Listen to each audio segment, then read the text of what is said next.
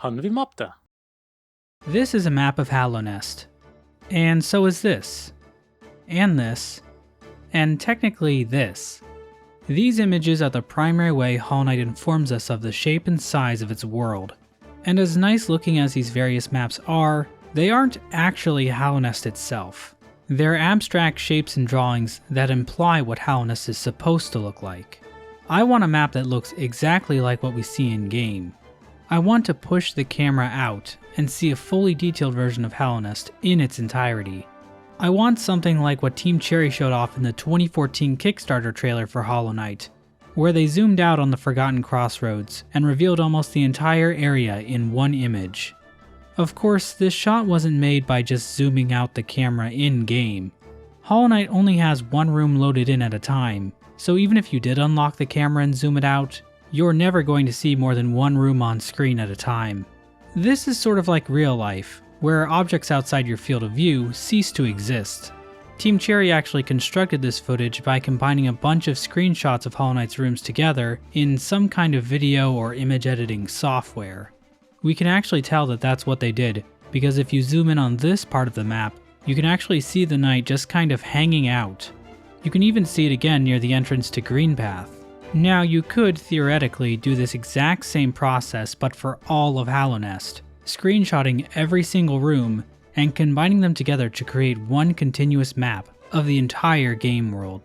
But would anyone ever actually take on such an insane challenge and actually do this? Are there any brave soldiers in the Hollow Knight community willing to step up? That was a rhetorical question, and the answer is yes. Back in the ancient times of August 2017, a member of the Hollow Knight community known as Nook, or the Embraced One, began chipping away at mapping out the entirety of Hollow Knight's world. She'd continue to work on this project in her free time, juggling it between work and developing her own game, and in February of 2023, she finally released a complete map of Hallownest. The final work is a massive image, 72,622 pixels wide by 48,128 pixels tall. For reference, the knight, as it appears in this map, is 23 pixels wide by 50 pixels tall. The map contains a total of 307 rooms, compiled from over 6,000 screenshots, each of which had to be cleaned up and connected to each other in one giant image. The entire image can be viewed on Nook's website, Hallownest.net, where she set up an interactive version that loads up right in your browser. That way you don't have to open the massive 800 megabyte file on your own machine. Nook was inspired to do this after finding a complete map of Castlevania, Symphony of the Night, which is basically Hollow Knight for boomers. In fact, you can find quite a few full detail maps online, painstakingly created by fans to capture the sheer scale of various Metroidvania maps. This practice goes back well over a decade, with maps like these being created for games like the original Metroid for the NES. As far as I know, these maps don't have any widely recognized name, but for this video, I'm just going to call them composite maps, since they are usually created by compositing a bunch of images together to create one big picture. Creating a map like this presents two technical challenges that I'd like to discuss in this video. The first challenge is creating complete images of individual rooms. This can be difficult because a lot of 2D games, Hollow Knight included, feature something called parallax scrolling. This is where objects in the far background move across the screen at a slower rate than ones in the near background, creating an illusion of depth. It's a bit tricky to spot if you aren't looking for it, but you can see it clearly in certain objects like this chain found in the Crystal Peak. Some modern 2D games achieve this parallax scrolling effect by not actually being 2D at all, instead using a 3D camera and just locking it from tilting or rotating. This is done because, paradoxically, 3D game engines can actually be quite useful for building and debugging 2D games, as well as seeing wider support on a greater variety of systems. Hollow Knight also utilizes this method for its rooms. Using the program HK World Edit 2, we can actually open up Hollow Knight rooms and move the camera around freely. From here you can see that the 2D assets that dress up a room are actually placed in 3D space. So when the camera tracks the player moving around, these objects pan across the screen at different speeds. This is all very cool, but it makes creating a full-sized image of the room a lot more complicated. If you take individual screenshots and stitch them together, background objects will end up appearing multiple times since they don't pan across the screen as quickly as foreground objects. To combat this, Nook had to manually edit almost every room to make sure the background was free of duplicates. This means pulling sprites from sprite sheets and manually adding them back into the image, as well as finding clever ways to hide seams between screenshots, such as placing them behind pipes and pillars. Nook uploaded time lapses of this process on her YouTube channel, and it shows just how much work went into reconstructing these rooms. The end result of all this is that rooms on the composite map don't quite reflect their in-game counterparts 100%. Some artistic liberties had to be taken to make these images even possible. And this isn't the only aspect of the map that required some creative workarounds. Which brings us to the other technical challenge involved with creating this map, actually lining up all the rooms with each other. In an interview with PC Gamer back in 2017, Ari Gibson described Hollow Knight's map as 98% pure. There are just a few cheats, like a tiny room goes down like 20 tiles too low, that kind of thing. There's never a case where an entire room is a paradox, that kind of thing. And, well, in reality, Hollow Knight's map cheats quite a bit, especially when compared to games like Super Metroid and Symphony of the Night. Of course, these older games used rigid grid maps, and while Hollow Knight's rooms were conceptualized as boxes as well, in practice the rooms come in various shapes and sizes, and are much more freely placed on the game's minimap. This means a variety of things. Some room exits don't line up, multiple rooms sometimes occupy the same space, and some areas are much further apart than expected. This means Nook was basically constructing a puzzle with misshapen pieces.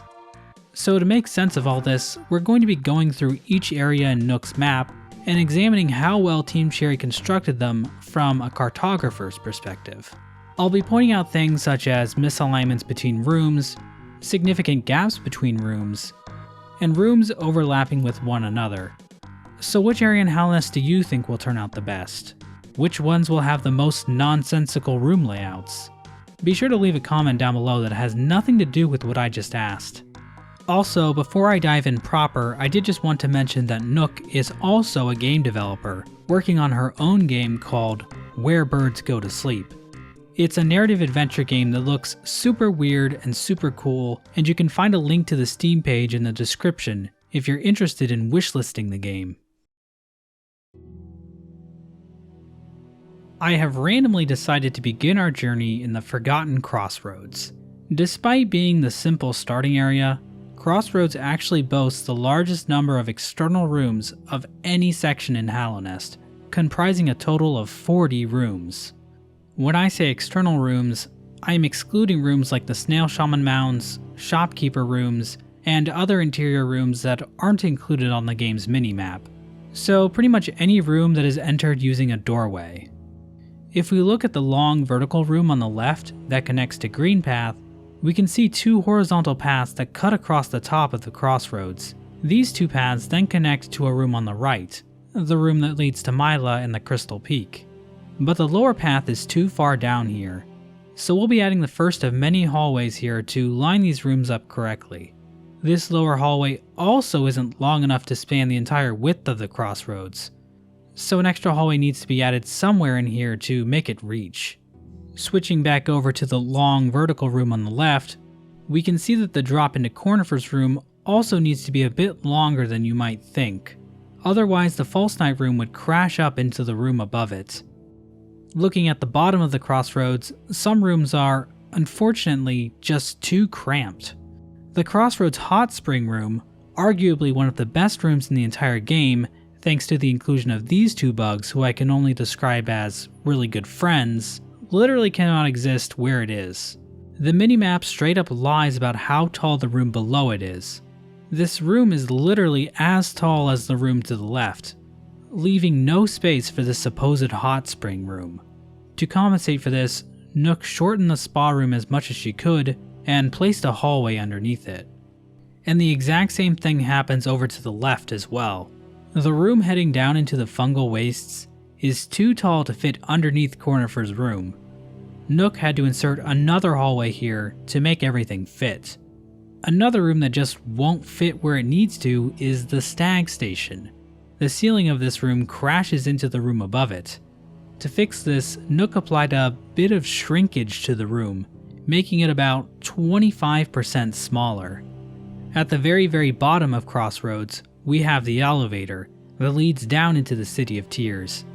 This room can be accessed from the right by walking straight across. But we can see that if this were the case, the Soul Vessel room to the left of the elevator would be overlapping with this Gome Mask Shard room. So a vertical hallway needs to be added here to space things out a bit. This added hallway also pushes the elevator further to the left, for reasons we'll see later. There's another pretty bad overlap at the entrance to Greenpath. The ceiling of the room leading to the Brooding Moloch is crashing into the Elder Balder room. Adding a thin hallway with a slight vertical rise makes this slightly better, and it also keeps lower parts of Greenpath from overlapping with Crossroads. Overall, I think these numerous room misalignments, combined with the sheer number of rooms in Crossroads, make this first area somewhat confusing to navigate at times. I have accidentally walked into this damn elevator room when I thought I was higher up more than once while playing this game, and while I am bad at Hollow Knight, I'm not that bad. Now you could argue that these misalignments add to the design of Crossroads. Perhaps Team Cherry wants you to get a little lost and turned around in this area, so the misalignments aren't that big of a deal. It's a reasonable argument to make on the internet, but if you tried to make this argument to my face, I would probably punch you. I will say the Crossroads does have to contend with being surrounded on all sides by other areas that it has to line up with, but I can safely say that the Forgotten Crossroads is easily the worst offender in the entire game when it comes to rooms overlapping or just not lining up at all. If I had to guess, I'd say that Team Cherry made the Crossroads first and weren't as experienced with making sure rooms lined up correctly, because I do think every other area in the game does a better job than the Forgotten Crossroads. Greenpath does a much better job of keeping its rooms lined up fairly consistently. While Greenpath's rooms are on average larger, we're only dealing with 31 rooms this time instead of 40. But that's still a big number, only surpassed by the 3 largest areas in the game. Greenpath has 2 large corridors that run across the area, and they connect back to each other across 3 branching paths, all of which line up relatively nicely. The top section of Greenpath, where the player first finds Zote, also lines up well. In the bottom section of Greenpath, where the area connects to Fog Canyon and Queen's Garden, Nook did add a vertical hallway near the stone sanctuary bench. This keeps a portion of Queen's Garden from overlapping with the path to Shio's hut. But outside of that, Greenpath is in really good shape. I think it really benefits from having the space to move out as far as it wants. As you can see, Un's room at the very bottom of the lake is the leftmost room on the entire map. Either way, Team Cherry did a good job on this one. Our next stop is in Crystal Peak. Peak has a total of 26 rooms and takes the general shape of a tall rectangle with horizontal offshoots. There are 2 entrances into Crystal Peak from the Forgotten Crossroads, and both of them have some issues. The lower entrance is not quite long enough to make it across the gap created from the width of the higher entrance, so a hallway has to be added to make up the difference. This is the first of many border hallways, which connect 2 separate areas together. And let's just say that these hallways aren't going to be staying very straight, if you know what I mean. As for the higher entrance, it actually doesn't drop down far enough to line up with the lower entrance. This is in part due to that vertical hallway added in Crossroads that we looked at earlier. But this problem actually compounds more as we look deeper into Crystal Peak. 2 additional vertical shafts are needed to connect Upper Peak to Lower Peak. Nook actually had to extend the well drop at the top of the Crossroads to keep these rooms from overlapping. This extended hallway on the left also pushes the Crystal Crawler room up so it can line up with the Grub Challenge room on the right. So while some of Crystal Peak's weirdness is due to things happening in Crossroads, there are still some internal misalignments within it as well. Another issue pops up at the Crystal Dash challenge rooms that connect Dirtmouth to Peak. The path is simply too short, and 2 hallways were added to make the section long enough. I should mention that Crystal Peak was one of the earlier maps that Nook recreated, as she was going area by area at first, and her methodology for dealing with misalignments wasn't fully set in stone yet. At first, Nook wanted to avoid making these extra hallways as much as possible, but as she got further into the project, she began to realize that it was going to be impossible to line up all of Hallownest's rooms without more liberal use of these hallways. Before coming to this realization, she employed a different trick to fix some of the misalignments in Crystal Peak: scaling. A good example of this is the vertical room right of the lower bench room. This room has 3 exits on the left side of the screen, but these exits are too close to each other and don't match up with the exits they connect to. Nook chose to scale up the entire room itself so that it aligned with these 3 adjacent exits. However, outside of Peak and a few rooms in the Soul Sanctum, Nook rarely used this method to line up rooms. Crystal Peak is home to a very unique set of room connections. When you drop off the cliff at Hallownest Crown, you will go to one of 2 separate rooms depending on if you exited by going down or by going out. The downward path actually does link up pretty closely to where we would expect. Nook opted to show the further path on her map, and it's fairly reasonable all things considered. The only other spot in the game that acts like this is the drop off in Howling Cliffs. You can either drop into King's Pass or Dirtmouth depending on how you exit the room. Speaking of Dirtmouth, let's check out this little observation deck where Quirrell can be found. In his dialogue, Quirrell mentions that he can just make out the light from Dirtmouth, all the way off in the distance. Now, is this possible? Realistically, Quirrell probably would not be able to see Dirtmouth itself. This is true when looking at both Nook's map and the in-game minimap. The shape of the cliffs would block his view, but from the game's opening cutscene, we can see that the surface world of Hollow Knight appears to have a lot of fog and clouds. So it's possible that light being emitted from Dirtmouth might be reflected off the clouds above it, and that might be visible to Quirrell in the Crystal Peak. So I'm calling this one plausible. While not as solid as Greenpath, Crystal Peak is reasonably connected together, all things considered. Things are a bit spaced out, but nothing overlaps, so that's a plus in my book. But unfortunately, Crystal Peak is not quite Peak. Fog Canyon is a small, humble area, with only 13 rooms, and it doesn't cheat much to achieve this. The biggest offender in this area is the explosive bubble room, which overlaps somewhat with the room below it, so it has to be moved back and up to fit properly.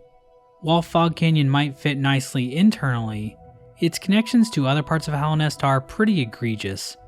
The whole area is just too small for the space it's supposed to take up. Nook decided to line the area up with its connection to Queen's Station, which is the lowest section of Fog Canyon. This results in very long, winding hallways between Crossroads, Greenpath, and the upper portion of the Fungal Wastes. Even the connections to Queen's Garden aren't quite long enough to make it on their own. So internally, Fog Canyon looks great, but its border hallways are just silly. You'd really need the Mantis Claw to get anywhere in this version of Hallownest, which I guess is already kind of true, but it would be even more true than it already is. Fungal Wastes is next, with a total of 30 rooms, some of which are packed together quite tightly, and for the most part things don't overlap much. However, Nook did have to smush the Shroomal Ogre Arena room into the room to its right. Vertical hallways had to be added near Mantis Village in a couple spots, mainly so that the bottom of Fungal Wastes was low enough to connect to both Deepnest and the Royal Waterways. However, the most blatant flaw in Fungal Wastes layout is the room leading up to the fungal core. You probably remember seeing an entrance to this room when first exploring Fungal Wastes. You likely hadn't found the Mantis Claw by this point, so this room entrance taunts you by being too high up to reach. But with the placement of these rooms, the fungal core would be overlapping with the room directly above it.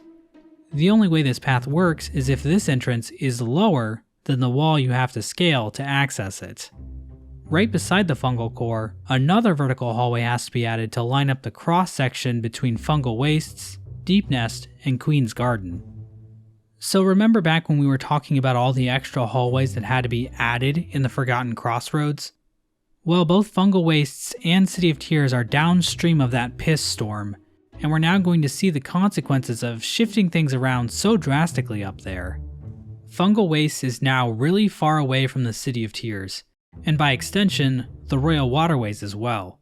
In the top right section of the Wastes, the player can find a large door that is chained shut. The other side of this same door can be found in the City of Tears elevator room that leads back up to the Forgotten Crossroads. But these rooms are nowhere near each other on the composite map. Because both areas are connected to Crossroads, they are forced apart due to that level's janked up layout. And this is even after pushing the Crossroads elevator as far to the left as possible to get it closer to Fungal Wastes. So Nook decided to add a few really long hallways to connect the Fungal Wastes to both the City of Tears and the Royal Waterways. And so we finally arrived in the heart of Hallownest, the City of Tears. This area is massive, with 37 external rooms, which is still 3 less than the Forgotten Crossroads. The City of Tears was a uniquely challenging area for Nook to map out, due to the sheer openness of the rooms. A lot of the rooms in Tears aren't closed off at the edges, instead implying that there is more to see just beyond the edge of the screen. Because of this, Nook decided to fill in these gaps with additional background to reveal the unseen portions of the city. It was an insane amount of effort, but it really helps illustrate just how massive the city really is. Some of the buildings look a bit strange when seen in their entirety, but let's be totally honest here. The buildings in the City of Tears just look weird in general. For me, it's all these windows. I think their design was inspired by termite mounds, and these windows are where the holes on a termite mound would be, but I'm just not a fan. Don't get me wrong, I really appreciate the smart, walkable, mixed-use urban design of the City of Tears, but man, these buildings are weird. The opening portion of Tears, starting from where Coral is found, heading down into the city streets, and then back up into Soul Sanctum, lines up fairly well. However, the bridge path up top where Zote can be found is a bit longer than the ground path near Lem, so a hallway is needed to space things out a bit. In the Soul Sanctum, the most troublesome room is just left of the Soulmaster boss arena. This room drops down low enough that it's overlapping with the bridge underneath. From this bridge, we'd expect a little bit more space, as we can see open air just above it in-game. A bit of hallway was also added before the lift heading up to Crossroads, to help push the rest of the city further right so it would line up better with that side of the world map. And this hallway isn't the only one. More are added in the top and bottom paths near the Hollow Knight fountain to space the city out even more. Without all these extended hallways, there would be a pretty big misalignment with the Resting Grounds elevator. If we look at the Watcher's Spire, we can see that the lower portion of the tower doesn't go high enough to line up properly with the Soul Sanctum tower, so a vertical hallway is needed to help out. The Watcher Knight room is also misaligned with the room right below it. These two vertical hallways just don't line up at all. Luckily for Nook, fixing this on the composite map was pretty straightforward. Yet another hallway is needed after Watcher's Spire, and we can see a pretty crazy border hallway with the elevator shaft heading down to the ancient basin.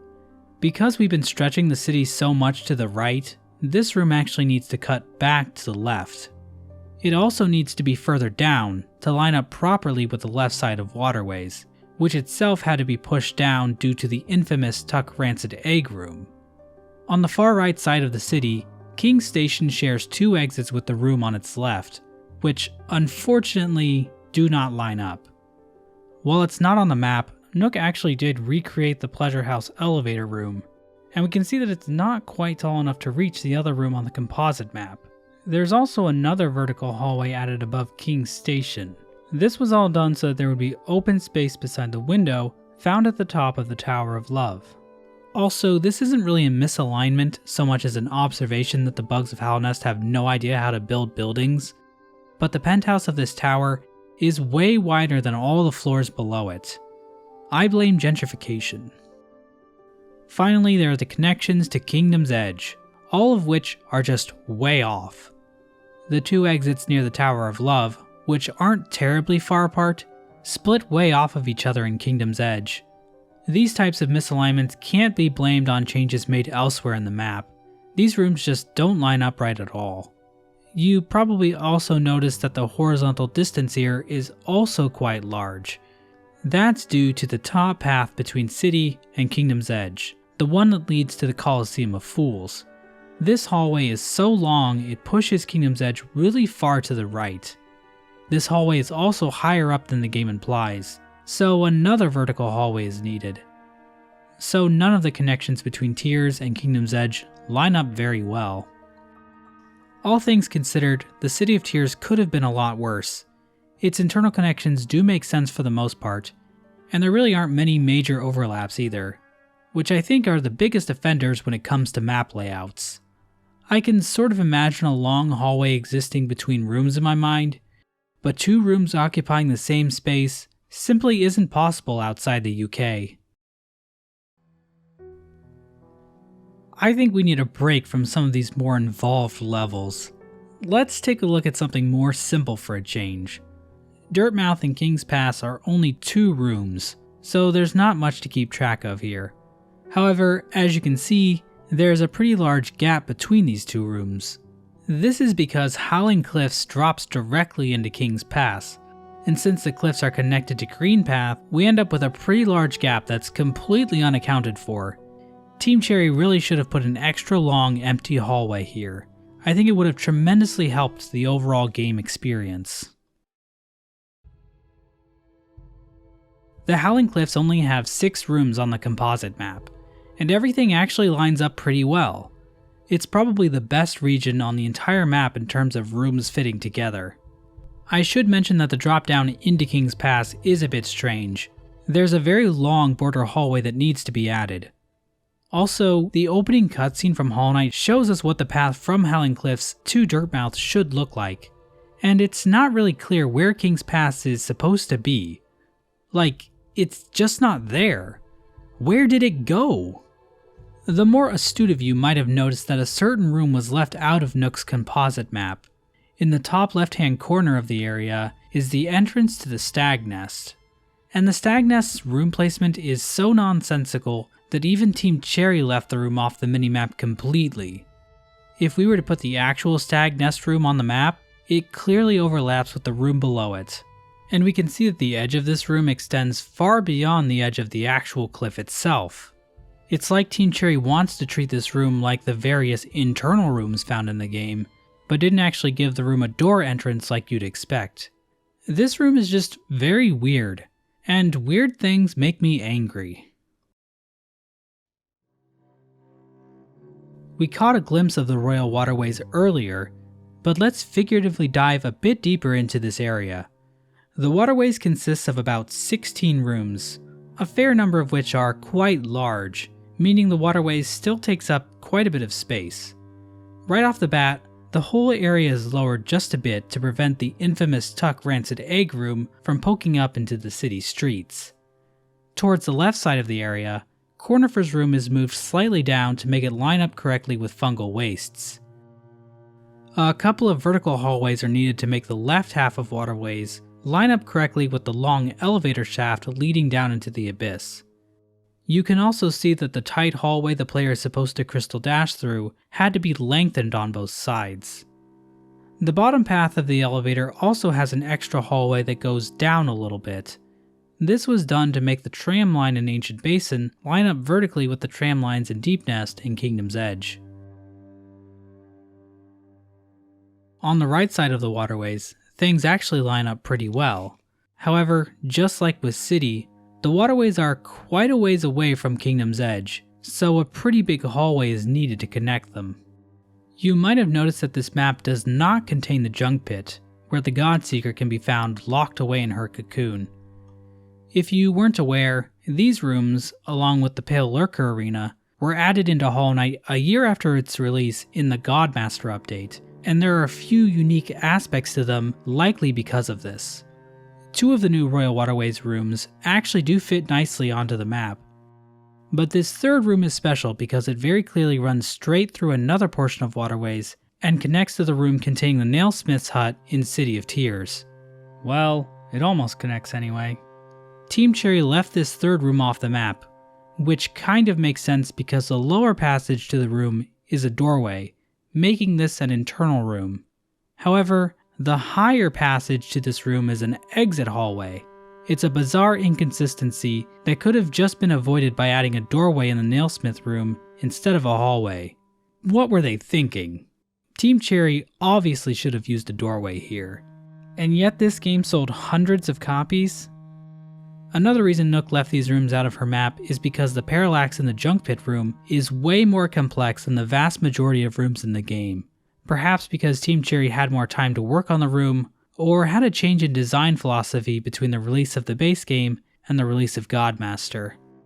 This was Nook's attempt at fixing the room, and it just didn't end up looking right. Overall, Royal Waterways is a bit weird, but it does a good job at maintaining internal consistency with its level design. Unfortunately, that's pretty much the only good thing about this place. The Ancient Basin consists of 16 rooms, as long as you include the birthplace, which isn't actually included on the minimap. The Ancient Basin is unique from all other areas of Hallownest because it only borders one other area, the Royal Waterways. Because of this, and because of the vast empty space available to the Ancient Basin at the bottom of the map, it doesn't have any major misalignments or overlaps. We do have a near miss over where the breakable ground leads to a pale ore, but everything else just works, probably because every path leads to a dead end, so nothing really has to line back up. While we're down here, let's take a look at the massive Abyss entrance room. This room alone is taller than the entirety of the Soul Sanctum. This room was also an absolute nightmare for Nook to clean up due to its insane parallaxing. The main component of the background is this strange, low-resolution wall structure. In-game, it stretches all the way across the entire room. But to work on the composite map, Nook had to mask out the entire background and manually add a thinner version of the background back into the image. Moving on to Queen's Garden, this area contains 18 rooms in total, and is one of my personal favorite areas in Hollow Knight. But how well does it hold up to scrutiny? Let's start at the very top, where Garden connects to Greenpath. To the left of this room is the White Lady's Cocoon Room, which has 2 sections to it that remain isolated from one another. This lets the player catch a glimpse of the White Lady's cocoon without actually being able to enter it. Because of this, a vertical hallway is needed here on the right to line up the lower path to White Lady's room with the top path. From looking at the main loop of Queen's Garden, we can see that some vertical adjustments had to be made to line things up internally, as well as correctly connect to Fog Canyon. In the bottom portion of the area, a somewhat long horizontal hallway is needed next to one of the vine platforming rooms. Without this, the rooms above would overlap with each other pretty badly. So Queen's Garden wasn't quite as tightly constructed as I had hoped. But keep in mind, that's my fault for having hope. Just below Queen's Garden is everyone's favorite pit of death and despair, Deepnest. Deepnest is on the bigger side too, with 27 rooms. Every connection to Deepnest lines up well on Nook's map, but they all needed to be extended a bit to connect together. Deepnest itself also had to be extended just a tiny bit so its connection with Queen's Garden lines up correctly. We also have some additional hallways off the first Garpede challenge room to line things up with Fungal Wastes and the rest of Deepnest. But if we look at just Deepnest's internal connections, we do find a few issues. Over in the distant village, we have a misalignment with the room directly to the right. This path leading to Midwife is too high up. Right next to the drop from Fungal Wastes, we have another pair of exits that just don't line up at all, requiring a winding hallway to match things up. Another pesky misalignment can be found with the tram room where cloth appears. This room has 2 bottom exits, but they are too close together to line up with the top exits of the room below. This room and the room to the left of it also had to be moved up, so that the entire failed tramway portion of Deepnest would align vertically. The tall room near Maskmaker is what pushed everything up, and we can see how the path right of here had to be lengthened out as a result. With how cramped together the right side of Deepnest is, I'm surprised things have lined up as well as they have.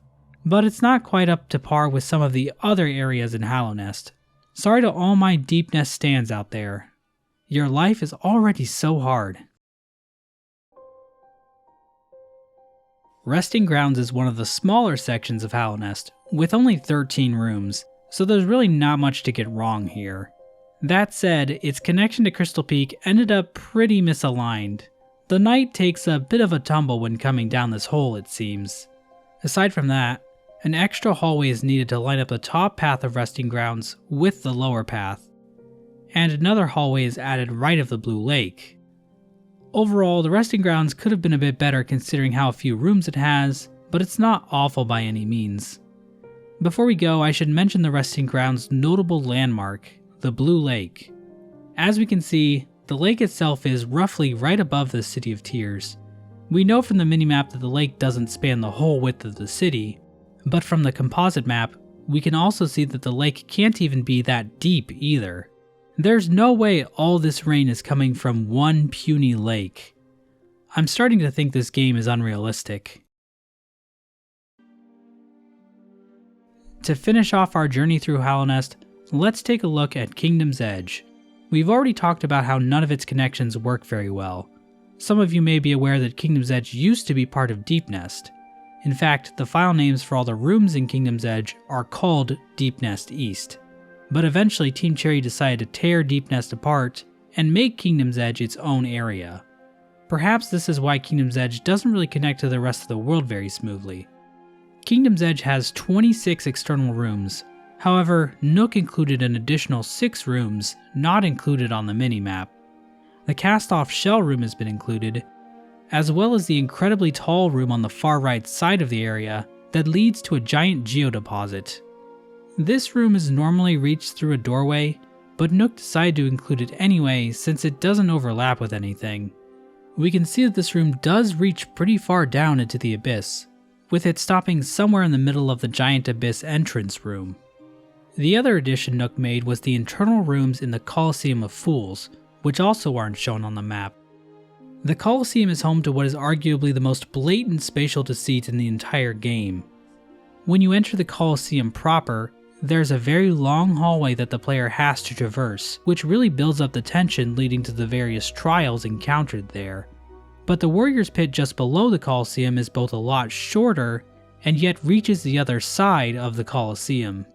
Since this is such a segregated area of the map, it really doesn't matter, but I would say it's the biggest single cheat the game pulls off. Another issue I noticed with the Coliseum is this hole right beneath it. This is presumably the chute where defeated warriors are dumped out of the Coliseum. On the composite map, this chute is directly underneath the Shade Trap room in the Warrior's Pit. However, I think it's supposed to line up with this grate near the Warrior Pit bench, where we can see light shining up from below. But even if you scooted the Coliseum over as much as you could, it still wouldn't reach. As for the rest of Kingdom's Edge, this tall, narrow room isn't quite wide enough to reach the rooms beside it, so some extra length is needed. Additionally, the tram room at the bottom of the area doesn't line up correctly with either of the rooms next to it. It's too low and too short. As for the Hive, it fits surprisingly well into the bottom portion of Kingdom's Edge. And while we're here, let's take a quick peek at Hive Queen Vespa. As you can see, she is one giant woman. The section to the right of the Hive is also very well constructed. I'd say that Kingdom's Edge is yet another area that benefits from having plenty of room to sprawl, and not having many other area connections to handle. Speaking of things that are sprawling, Looking at Kingdom's Edge like this helps us examine some strange reoccurring imagery. You might have noticed these weird bone-like structures winding in and out of the walls in various places, with a huge concentration of them being found right next to the cast-off shell. It seems likely that these are part of the worm's decaying carcass, which is coiled up all throughout Kingdom's Edge. The portion of the corpse we walk into seems to just be the mouth of the worm, and the worm itself is actually much longer than this. Taking these additional bones scattered across the area into account, here's a more complete view of the worm corpse as it can be seen in Kingdom's Edge. We can also see a lot of these white branches and discarded or dislodged teeth littered all over the place, which likely come from the worm corpse as well. If we assume that these objects tend to stay close to the carcass, then it might be even bigger than what we can actually see. Looking at it now, the worm easily dwarfs any other creature in Hallownest. It's way bigger than Bardoon, it's way bigger than the Colosseum carcass, it's even way bigger than the infamous Tuck Rancid Egg Room. It truly is gargantuan, and can only really be appreciated thanks to looking at things from a new point of view. If you want to read more speculation about the worm's anatomy and biology, check out this post by fellow Hollow Knight community member, MEBI. It's some really cool stuff, and I highly recommend you check it out. We've reached the end of Nook's creation of Hallownest, but I wanted to do a bonus round for the White Palace. Since Nook hasn't created a map for this area, we'll be using a different composite map created by Raining Chain. This map can be viewed on their website, and is more focused on showing item locations than having realistic room connections, but it can still be used for comparing scale. Before the White Palace was moved into the Dream Realm, it was originally located in the palace grounds in the ancient Basin. If we place the palace into the spot it supposedly was before, we can see that it's absolutely massive. The White Palace almost reaches up to the top of the City of Tears. So how does this make sense? You could argue that the palace as we see it in the Dream Realm doesn't truly represent the palace as it was in the real world. Or you could argue that Team Cherry just wasn't concerned about this when making the level. Either way, it's very funny to think about the White Palace literally sticking up through the city's sewer system. As for the rooms in the White Palace itself, there are a few things worth noting. First, the Path of Pain does not fit in with the rest of the map.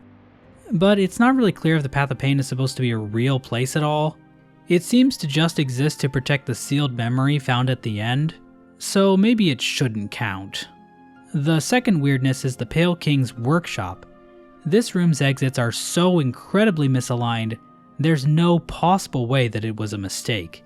This could imply that the Pale King was trying to hide his workshop and use some kind of Pale King magic to make its entrance nonsensical, or it's just further proof that the White Palace as it exists in the Dream Realm has somehow become warped from how it existed in the real world. Or it means some other third thing that I'm too stupid to think of. I've been quite harsh on Hollow Knight throughout this video, picking it apart and criticizing the most minute of details. But I should mention that I don't think these misalignments and overlaps are all that noticeable when playing the actual game. And I think most people who played Hollow Knight would probably agree. The world doesn't feel broken while playing, which ultimately is what's actually important from a gameplay perspective. So I do think Team Cherry pulled it off where it actually counts. Except maybe Crossroads. Still not sure how I feel about that one. Either way, it's impressive how Nook worked around all these issues to put together a complete map like this, and I had such a great time poking around her creation and seeing what a spatially accurate Hallownest might look like. And like I said before, you can view the whole world map over on Hallownest.net, if you're interested. Of course, with Silksong on the horizon, the big question on all our minds is, how will that game's world fit together? I asked Nook if she was planning on mapping out Silksong like she did for Hallownest, and committing to cleaning up another of Team Cherry's geographical messes. She said, fuck no.